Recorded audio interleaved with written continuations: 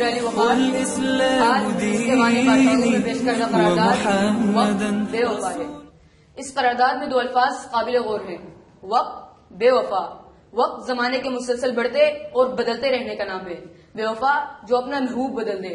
تو گویا بدلتے رہنے والے کے تناسب سے دیکھا جائے تو قرارداد میں موجود دونوں الفاظ ایک دوسرے کی حمایت کرتے ہوئے قرارداد کو بہت مضبوط کر لیتے ہیں۔ جی ہاں جناب والا، میں آپ کی اجازت سے اس بے وفا کو اس کی بے وفائی یاد دلانا چاہتا ہوں، شاید اتر جائے دل میں اس کی میری بات اور اپنی روش بدل دے۔ صدر علی وقار، وقت بے وفا کیوں ہے؟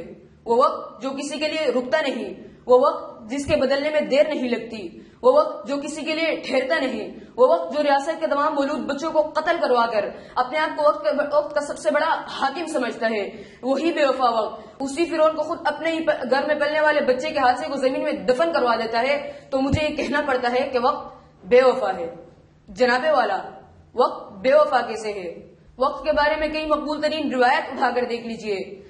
ملک کے سابقہ وزیر اعظم نواز شریف جو کہ وقت کا اتنا ساتھ دیتے ہیں، لیکن یہی بے وفا وقت کبھی ان کا ساتھ نہیں دیتا اور انہیں جیل کی سلاخوں کے پیچھے بٹھا دیتا ہے۔ ملک کے ایک اور وزیر اعظم ذوالفقار علی بھٹو جو کہ اپنی جان دینے تک حاضر ہوتے ہیں، لیکن یہی بے وفا وقت کبھی ان کے ساتھ وفائی نہیں کرتا اور انہیں پھانسی کے پھندے تلے لٹکا دیتا ہے۔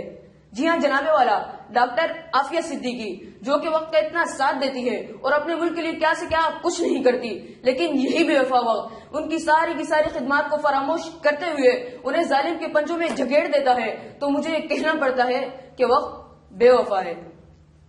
جناب سر، پیش کرنے کو تو بہت دلیلیں ہیں، لیکن گھڑی پر چلتا ہوا یہ وقت جو بے وفا ہے، بے وفائی کر رہا ہے، بے وفا ہے، بے وفائی کر رہا ہے۔